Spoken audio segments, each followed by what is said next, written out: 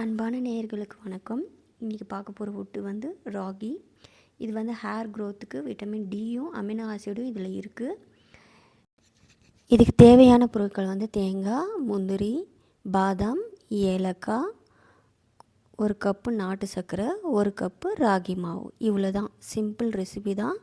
குயிக்காக 5 நிமிஷத்தில் செஞ்சு முடிச்சிடலாம். இப்போ வந்து கடாயில் கொஞ்சமாக எண்ணெய் விட்டு தேங்காயை வறுத்து எடுத்துக்கலாம். மிதமான சூடில் லைட்டாக வறுத்தா போதும்.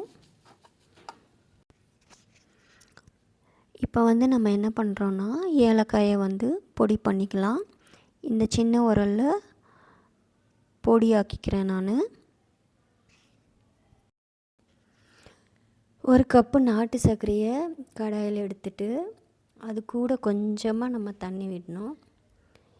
இந்த நாட்டு சர்க்கரையும் தண்ணியும் நம்ம என்ன பண்ணுறோம், பாகு மாதிரி ரெடி பண்ண போகிறோம். அதுக்கு வந்து அடுப்பை வந்து சிம்மில் வச்சுட்டு மெதுவாக கிளறிட்டே இருக்கணும். கிளறிட்டு நீங்கள் பார்த்துட்டே இருக்கணும், பாகு பதம் வந்திருக்கா இல்லையான்னு பார்த்துட்டே இருக்கணும். இப்போ பார்த்திங்கன்னா அந்த பாகு பதம் அந்த ஸ்டேஜுக்கு வந்துருச்சுன்னு நினைக்கிறேன். இப்போது வறுத்து வச்ச தேங்காய், பொடி செஞ்ச முந்திரி, பாதாம் இது எல்லாத்தையும் நம்ம என்ன பண்ண போகிறோன்னா பாகில் போட்டு மிக்ஸ் பண்ண போகிறோம். நல்லா மிக்ஸ் பண்ணிட்டா நம்மளுக்கு வந்து அந்த ஸ்டஃபிங் வந்து ரெடி ஆகிடும். பொடி செஞ்சு வச்ச ஏலக்காயை லைட்டாக அது மேலே தூவி விட்டுடலாம். இப்போ ராகி மாவை ரெடி பண்ண போகிறோம்.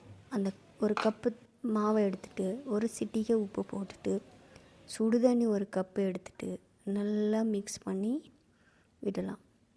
இதை வந்து நல்லா மிக்ஸ் பண்ணி பிசைஞ்சி கையால் பிசைஞ்சி ஒரு உருண்டையாக வர்ற அளவுக்கு நல்லா பிசைஞ்சிக்கணும். அப்போ தான் அந்த ஸ்டஃபிங் வைக்கிறதுக்கு கொஞ்சம் நல்லாயிருக்கும். இப்போது இந்த மாவு ரெடி ஆயிடுச்சு. அதுக்குள்ளே ஸ்டஃபிங் வைக்க போகிறேன். வச்சுட்டு இந்த மாதிரி ஒரு 4-5 பீசஸ் வந்து ரெடி பண்ணி வச்சுட்டு நம்ம இதை ஆவியில் வேக வச்சு எடுக்க போகிறோம்.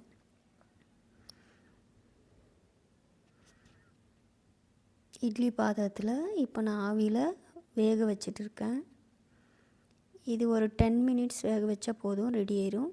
கொழுக்கட்டை, ராகி கொழுக்கட்டை. இப்போ கொழுக்கட்டை ரெடி ஆயிடுச்சு. இந்த மாதிரி ஹேர் க்ரோத்துக்கான வீடியோஸ் தான் நான் இனிமேலும் போட போகிறேன். உங்களுக்கு இந்த வீடியோ பிடிச்சிருந்தால் லைக் பண்ணுங்கள், ஷேர் பண்ணுங்கள், சப்ஸ்கிரைப் பண்ணிக்கோங்க. தேங்க்யூ.